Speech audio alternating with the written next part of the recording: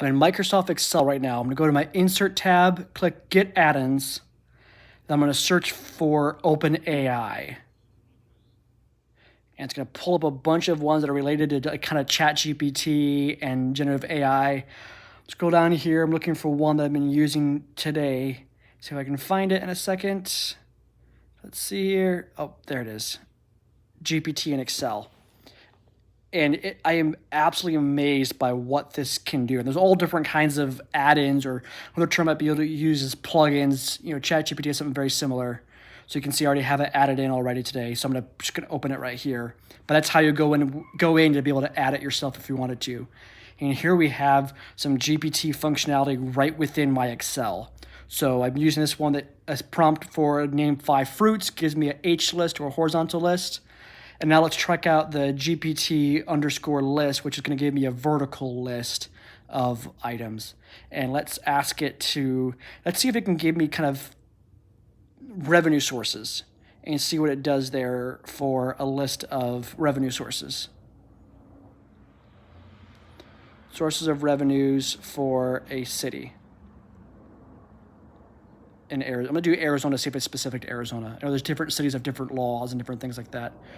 So it's going to show me a busy thing. Let's see what happens here and see if it can pull this open. It should. It worked for me a second ago before I started recording my screen. And look at that. Right there, we have a list right here in Excel. And what I can do here, I can copy it. I can paste it over here. Now let's go to Microsoft Word. Again, same function, insert, Office add-ins. And this one is just absolutely incredible.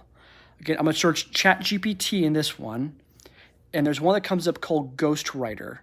You can see there's different versions of it. There's a consultant, an author, there's a legal edition, there's a scientific, a medical one, marketing, education, different kind of functionalities.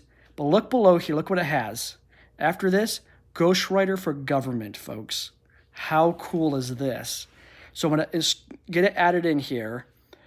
It's going to open up right here on this column here. And here we have our different prompts.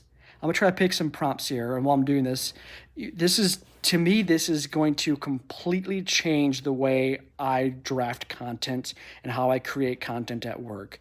This is I don't know if I can overstate how much of a game changer this particular plugin and this technology within the Microsoft Word platform is.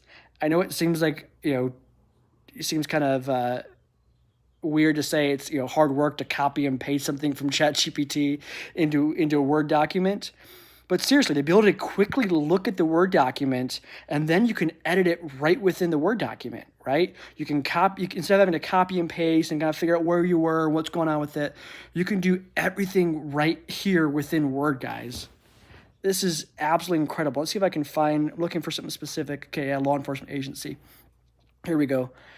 And it doesn't really have anything in terms of city manager. I might send them an email asking them to do some stuff with city managers and local government. I'll probably send an email later this week to whoever the creators of Ghostwriter is and advocate for some city management and some local government job titles in here and things like that. But let's have it write an RFP for the purchase of Axon body cameras for 95 police officers. And just see what it does with this and kind of, I want to make it nice and broad because when I use GPT or an AI model, I like making something broad. That way I can kind of see in a way how big the sandbox I'm playing in. I can always refine it later down the road and as I play along with it and see what happens, I can kind of refine that. But let's do 95 Axon body cameras.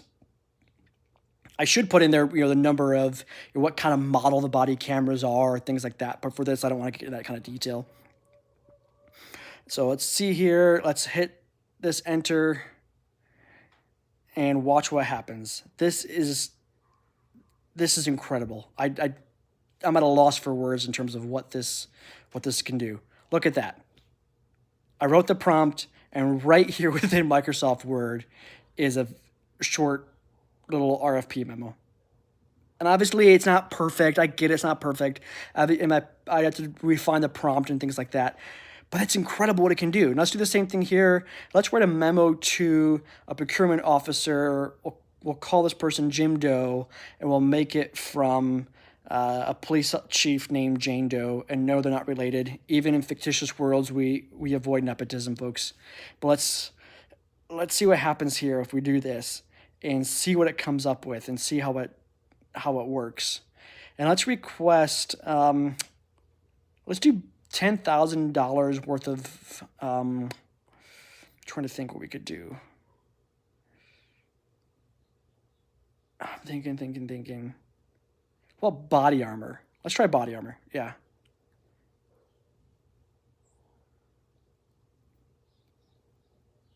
And let's use carryover funds from this past fiscal year. I don't know what it's going to do with the carryover fund thing. I'm just curious. So let's just see what's going to happen, right? Let's play around with this and see what happens. And I'm going to just make this really broad here. I'm looking for something specific. Let's see. I might just do nothing. Let's do not applicable for all of them. Yeah.